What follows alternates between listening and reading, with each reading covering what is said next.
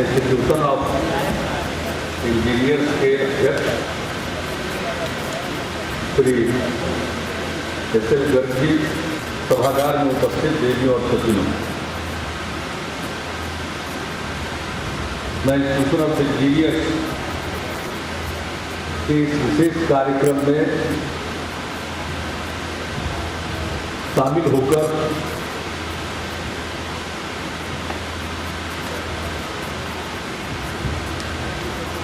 आनंदित हूँ। अभियंता दिवस की पूर्व संध्या पर यह कार्यक्रम आयोजित है। 15 सितंबर को भारत रत्न विश्वेश्वरैया जी की स्मृति में अभियंता दिवस मनाया जाता है देश भर में, और उसकी पूर्व संध्या पर आप सब यहाँ इकट्ठा हुए। मैंने कभी सोचा नहीं था कि इंस्टीट्यूशन ऑफ इंजीनियर्स के द्वारा मुझे ऑनरेरी लाइफ फेलोशिप दिया जाएगा। इन सब चीज़ों के बारे में मैं कभी सोचता नहीं, लेकिन इंस्टीट्यूशन ऑफ इंजीनियर जो 92 साल पुरानी संस्था है और अभियंताओं की यह प्रतिनिधि संस्था है, शीर्ष संस्था है,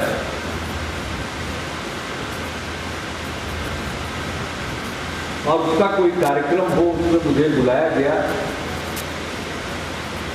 तो मैं उपस्थित न हो या खेद प्रकट कर दूं, यह मेरे लिए संभव नहीं है। इसलिए मैं उपस्थित हुआ। लेकिन ये जो ऑनरेरी लाइफ फेलोशिप आपने प्रदान किया है,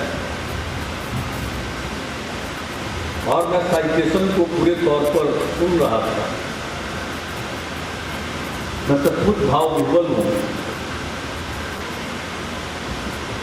कि हमने तो इंजीनियरिंग की पढ़ाई करने के बाद शायद उसको लौट कर देखा नहीं, लेकिन आपने जो मुझको इस नाते अभी भी याद रखते थे, हमारे प्रोफेसर संतोष कुमार जी यहाँ बैठे हुए हैं, ये फेलोशिप तो उनको मिलना चाहिए। जीवन पर्यंत पढ़ाते रहे, जो पढ़ना नहीं चाहता था उसको भी पढ़ाने की कोशिश करते रहे, जिसमें से मैं भी एक शामिल हूं। और सिर्फ पढ़ाई तक नहीं, बाकी समय भी ये हम लोगों को हुक्म देते रहे, और इनके हुक्म पर ही कॉलेज बराबर जाना पड़ता था। सेवानिवृत्ति के बाद ये नहीं छोड़ते। तो आज उनको इस कार्यक्रम में देख करके मुझे इतनी ही प्रसन्नता हो रही है। और इंजीनियर की भूमिका तो महती है, बहुत बड़ी भूमिका है। अभी एक भाषण में कहा जा रहा था कि साइंटिस्ट तो ड्रीमर होता है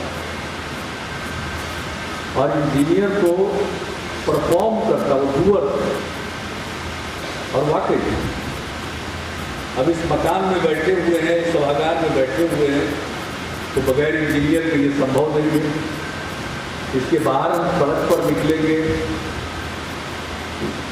उसका निर्माण इंजीनियर के बिना संभव नहीं है। पीछे से कभी कभी गाड़ी की सीटी की आवाज़ सुनाई पड़ रही है, रेलगाड़ी पर रोज चलते हैं। रेलगाड़ी हो या रेल की पटरी हो या रेल को चलाने का जो भी तौर तरीका हो, जो भी उपकरण या उनका प्रयोग हो, बगैर इंजीनियर के संभव नहीं। कहीं जाइए, इंजीनियर के बिना काम नहीं चलता। और शुरू से डॉक्टर और इंजीनियर क्या बने इसको लेकर द्वंद्व रहता था हम लोगों के जमाने में। कभी इंजीनियर का पलड़ा भारी रहता था, कभी डॉक्टर का पलड़ा भारी रहता था। मुख्य रूप से यही दो व्यवसाय का चयन लोग करते थे। अब इन दिनों तो अब ये दोनों को पीछे छोड़कर मैनेजमेंट की बात हो गई है। लेकिन मैं देखता हूं इंजीनियरिंग के, अब मेडिकल साइंस है, अब लोगों की आयु बढ़ गई है, इतना ज्यादा दवाओं का विकास हो रहा है, उस पर रिसर्च हो रहा है, बीमारी को समझने का और उसका इलाज ढूंढने के लिए जो रिसर्च हो रहा है, अनुसंधान हो रहा है, उसके चलते अब बहुत सारी बीमारियों का इलाज संभव हो गया। अब उसके चलते लोगों की आयु बढ़ती चली जाए। इसके लिए जो आज जो मॉडर्न एलोपैथिक मेडिकल साइंस है, उसकी हम कितनी सराहना करें वो कम है। लेकिन जब हम देखते हैं, अब पहले के लोग देख करके मरीज का हाल चाल पूछ करके थोड़ा बहुत कुछ जांच करके बीमारी का इलाज करते थे। अब तो हर एक चीज के लिए जांच है, उसके लिए मशीनें बन गई हैं, नित्य उसका विकास हो रहा है। तो मेडिकल साइंस का अगर विकास हो रहा है तो मेडिकल इंजीनियरिंग का विकास भी उतना ही है। और ये जो मेडिकल साइंस में इंजीनियरिंग है, उसके विकास के चलते अब लोग बीमारी को पकड़ ले रहे हैं।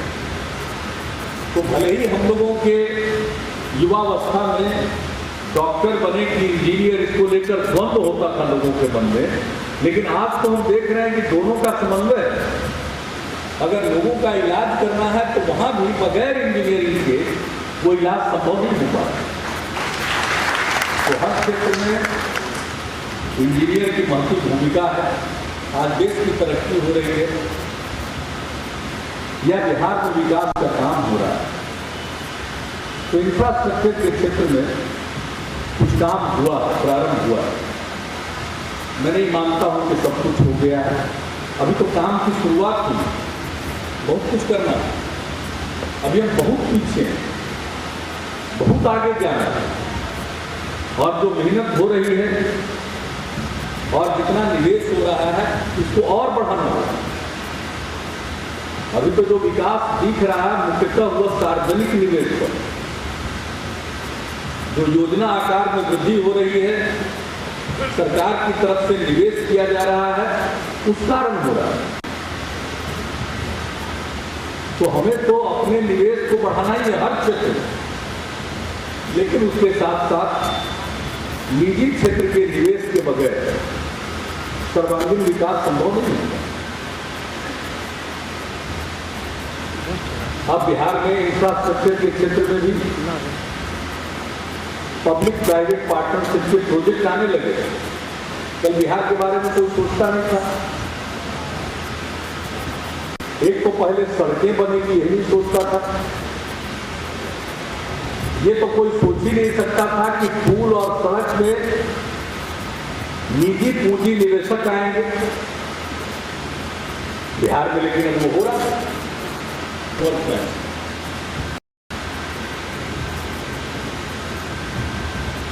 इस पर बहुत जोर देना चाहिए। कोई भी हम काम करते हैं तो कैसा करते हैं, हर चीज इंजीनियरिंग की कोई विधा हो, उसको वर्कमैनशिप हो, अहमियत रखता है। अब जैसे इंजीनियर इतना काम होता ही नहीं था तो उसके अभ्यस्त नहीं थे, तो यहाँ के जो कॉन्ट्रैक्टर्स हैं, एजेंसी हैं, उनको भी इतना काम करने का तजुर्बा है। तो वो भी जिस गति से काम हो रहा है, काम बढ़ रहा है, उस तरफ से नए इक्विपमेंट नहीं ला रहा है। जो छोटी मोटी चीजें, नई टेक्नोलॉजी आ रही है, उसका इस्तेमाल करके समय की बचत होगी, समय पर कोई प्रोजेक्ट पूरा होगा। तो हमारे जो इंजीनियर्स हैं उनको इस विषय पर जोर देना होगा, और जो सरकार के अधिकारी होते हैं यह सरकार जो निर्णय लेती है, जनता जिसको निर्वाचित करती है, वो निर्णय लेते हैं, धन का प्रबंध करते हैं, आपको काम करने के लिए काम का माहौल दे सकते हैं, लेकिन काम तो आप ही को करना है। अगर आप काम करेंगे तो आप ही के बिरादरी के एक आदमी को ख्याति मिलेगी और उसकी प्रतिष्ठा। देखिए, आप काम कीजिए और तेजी से काम कीजिए, हम तो यही चाहेंगे। पहले बजट पास होता था और ऊपर से आदेश चला जाता था खर्च मत करो। अब बजट पास होता है तो हम लोग समीक्षा करते हैं कि खर्च कितना हो। तो परिस्थितियां तो बदली, और मैं तो सबको कहता हूं, अधिकारियों को भी, अभियंताओं को, भाई आपका काम है एग्जीक्यूट करना, लागू, और कैसे बेहतर ढंग से लागू कर सकते हैं उसका रास्ता बताइए। भाई कोई स्ट्रक्चर हमको बनाना है तो हम सरकार में बैठ करके वो स्ट्रक्चर का डिजाइन तो नहीं बना सकते, वो तो आप ही बनाइएगा। हम चाहेंगे कि जल्दी बने, वो बनाइएगा। हम लोगों का काम है समय पर पैसा उपलब्ध कराना, ससमय एडमिनिस्ट्रेटिव अप्रूवल देना, सैंक्शन देना, बाकी को सब आप करना है और आदमी के ऊपर निर्भर करता है। सड़क बना दिया आपने, वो कहते देखिए सड़क बन गई। जबकि मैं कहता हूँ, अभी भी प्रभाकर साहब या गर्ग साहब दोनों बोल रहे थे, हमने दोनों को कहा कि भाई अभी काम शुरू हुआ है, हम तो इतने काम से कहाँ तुमको, अभी बहुत कुछ करना है। हम तो 250 की आबादी वाले सभी बसावट को 12मासी सड़क से जोड़ना चाहते हैं। हम हर गांव में बिजली पहुंचा देना चाहते हैं। उसी कार्यों के लिए अलग डेडिकेटेड फीडर बनाना चाहते हैं। हम तो कुछ ऐसी इमारतें बनाना चाहते हैं, दरअसल जो भी इमारत बने वो बुलंद बने, खूबसूरत बने कि लोग उसको देखें। आज भी देखने जाते हो इमारतों को, ताजमहल तो आज भी लोग देखने जाते हैं। उस समय तो इतना विकसित अभियंत्रण विधा नहीं थी, मुझे सम्मान दिया और उससे सबसे बढ़कर आपने अपनत्व का प्रदर्शन किया, इसके लिए मैं अभिभूत हूँ। और जो भी मैं आपकी सेवा कर सका तो मुझे मैं अपना सौभाग्य मानूंगा। इन्हीं शब्दों के साथ आप सबको, इंजीनियर्स को धन्यवाद और विश्वेश्वरैया जी के